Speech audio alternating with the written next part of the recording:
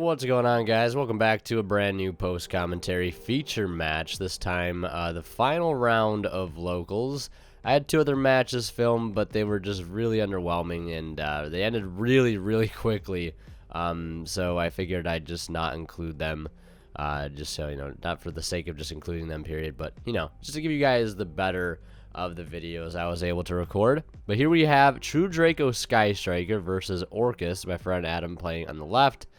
And versus a very long time striker player on the right. And then we've got him starting things off normaling the simple skeleton and having to go for the Gizmek Orochi. That can already tell you how bad he opened here, having to use Gizmek as link fodder to get things going, and opening up that Babel. And really no other options here other than to just go into that Dingirsu, set one, and pass it back. Even if it is a climax, it's no longer live because he does not have an Orcust link. And basically giving the True Draco Striker player at this point free reign to do whatever. The only thing he's got to worry about is the Gizmek, which really isn't anything to worry about. He could possibly give him access to Galatea if he tries to destroy with this Apocalypse here, as the diagram is played. So yeah, if he destroys with the Apocalypse, which I don't believe is a mandatory effect, he could blow that up. It will detach protect, giving his symbol skeleton some value here, but it's not going to be too big of a deal.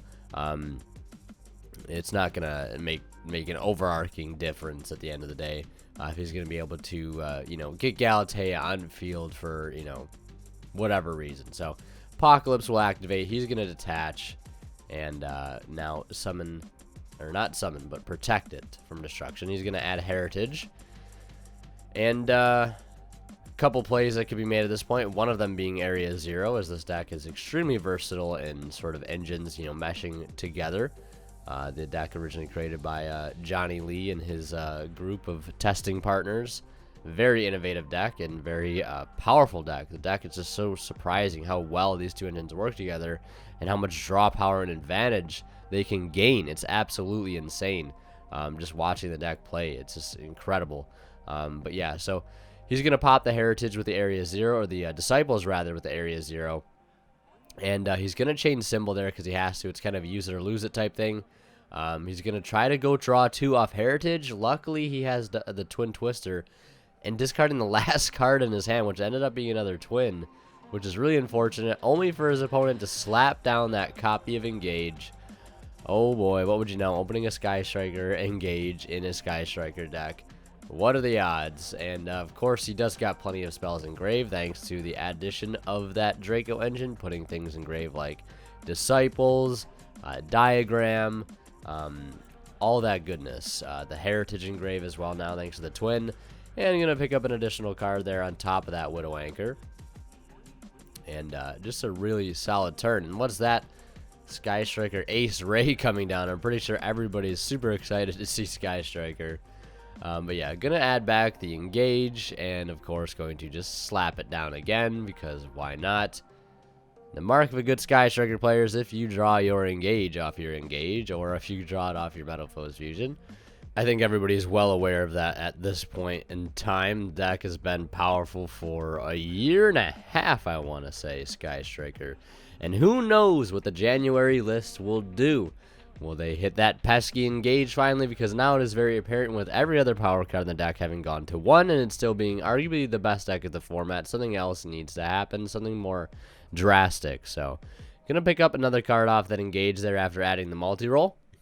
And we got a bit of a hot cheat alert incoming. You guys will see this in a moment. I don't know how this happens. This happens so much. The opponent takes the Galatea, whether it be mind control or whatever, and then they just think they can slap a Dingirsu over it with no extra monster zone to put it into. So unfortunately, the Orcust player there falling victim to not realizing that he can't actually make the ding ding. It actually kind of makes a bit of a difference here, because it would have forced him to have to link off the Galatea. I guess it really doesn't make a difference though, because he could have just made a Hayate first and then used the arrow that Hayate gave to slap over the ding, and then end phase link, or before end phase link the Hayate into Shizuku. So I guess it doesn't matter too much.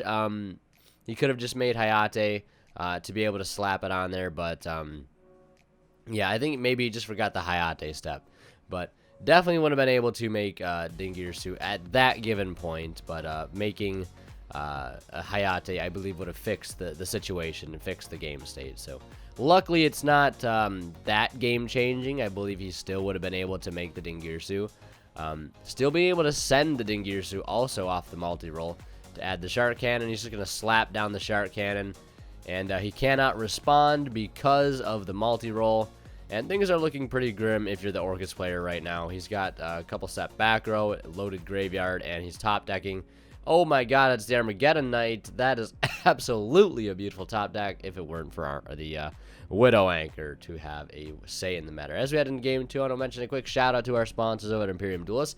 If you're interested in this beautiful playmat that's on the left, although the one on the right looking very gorgeous, I must say, check them out down in the description below and use that discount code WinterKills10 off. And if you're buying anything off TCG Player, don't forget to use my affiliate link down in the description below to help support me and the channel by just buying things off of TCG Player. Requires nothing else of you. Just use that link, check out, and you'll help support me and the channel. So greatly appreciated. Check out those sponsors down below. It definitely helps me out a ton. But yeah, so Sky Striker going to have to go first here by will of the Orcust player. Starting out with Engage, going for Ray.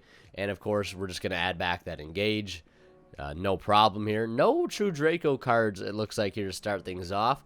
Very different turn for our Sky Striker True Draco player, or set rotation FTK, whatever you want to call it. Yeah, Engage going for that one of Anchor very early on.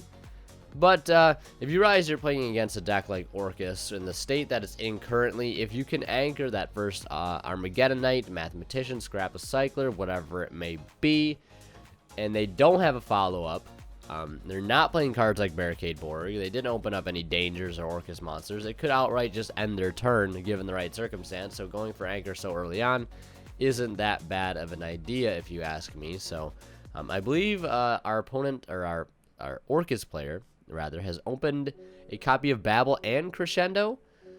Enfei is using Shizu here, and I believe he does have an Engage in his graveyard, so he will not be able to grab Engage off the Shizuku. So he's going to grab none other than the multi-roll, picking up another card for turn here. And in his hand, it looks like he has Armageddon Knight, Instant Fusion, Babel, and Nightmare. It's going to start off with the Instant Fusion here. Pretty good play. It'll try to bait out any Widow Anchors that he might have. We'll see if he takes the bait. He's going to summon that Thousand Eyes Restrict into the zone that Shizuku points to. He'll slurp it up, no problem. And then, right now, debating on what to follow up with next. He does have the normal summon of Armageddon Knight here. So he will attempt to use it, and it will get anchored. Not enough spells engraved to capture it. And then he's just going to link those two off into a link 2, which will be Nightmare Phoenix, which is going to clear an additional card and also act as a discard outlet for that Orcust Nightmare in his hand. He'll roll, hit a set Super Poly. Now, our opponent, our Sky Striker player, did have the opportunity to Super Poly while he had the Armageddon Knight and while he had the Thousand Eyes on board, but he still would have been able to send off of Armageddon Knight because it wouldn't be negating the Armageddon Knight's effect. It still would be able to resolve, I believe. But he's going to flip up he's going to send the Harp off the Nightmare. Harp will summon Symbol, and on the summon a Symbol, there it is, one of the best floodgates currently in the game right now, and there can be only one. So this is going to force a bit of a weird play here. He does have options right now. He obviously cannot link into any Orcust monsters. Looking at Trisbania right now is a good call. If he has a way to possibly trigger it right now, it could definitely be devastating. But if he cannot trigger it during his opponent's turn, it is just going to act as a body, and that's not good. It's not going to be enough against this deck, unfortunately. I mean, you do have Nightmare Unicorn isn't even an option either, because I believe that is a fiend. All the nightmares being fiends. So going to Trisbania as his only option right now. And unfortunate enough, debating on setting another 2. And better just go to battle phase first, swing for 25, then set 2, opting to leave the field spell in hand, presumably dropping him down to 55 to his 7. Picking up, reading the card, making sure it won't, screw him over too bad. But with no way to trigger this Trisbania, it's really not a threat. And there's Diagram to start things off. Very good start. If you're the Draco Sky Striker player, that's a good card to see right now. Again, just not much of a threat. He's going to destroy the Spellbook of Knowledge in hand, which I believe in most builds of Draco Sky Striker Knowledge, the Spellbook engine being replaced by Desires, because I think it's just a much better card overall. Doesn't require, a bricky engine requirement. Doesn't require, having, the right card on field to send. You just play it, you banish 10, you draw 2. Yes, you do risk banishing some cards, but it is high risk, high reward, and just much better overall, I think. Is at least maybe be the general consensus of all the Draco Sky Striker players at the moment. I'm not entirely sure. But going to add Dynamite Knight and possibly looking to get that onto the field. Gonna check the graveyard. Might have a possible Shark Cannon, which could prove to be deadly given the fact that he does have a Thousand Eyes Restrict in his graveyard, which if taken can be used to steal that Trisbania. So going to activate multi-roll now. And presumably we'll see a Shark Cannon here. Yep, Shark Cannon going to activate, taking the Thousand Eyes Restrict, tossing it over. Thousand Eyes going to take Trisbania, and then tributing the Thousand Eyes for a copy of Dynamite Knight, swinging for 28, thanks to Diagram, boosting it up by an additional 300. There can be only one on field, has multi-roll, which I don't think is doing too much right now since he hasn't been able to play any Sky Striker spells. Oh, he was able to play the Shark Cannon, so he will be able to set one back during the end phase.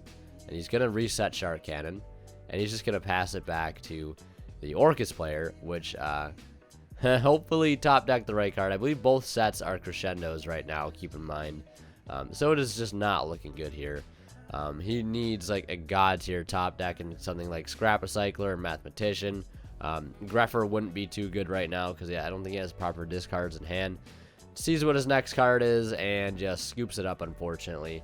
So Sky Striker 2 Draco taking the match 2-0. Had another set Super Poly as well, so I don't think there was any way out of it, even if he did top deck the stones. That's just Yu-Gi-Oh sometimes, but that's going to do it for this video. Hope you guys enjoyed. Thank you so much for watching. I appreciate all the support. If you are not in Discord yet, I highly recommend you guys join. If you want to support the channel, check out Imperium Duelist and TCG Player. Also consider subscribing to my Twitch channel. I stream every Sunday, Monday, and Tuesday, so feel free to check that out. Would love to see some new faces in the chat. But anyways, thank you guys so much for watching. As always, Winner Kill signing out. We'll see you guys in the next one.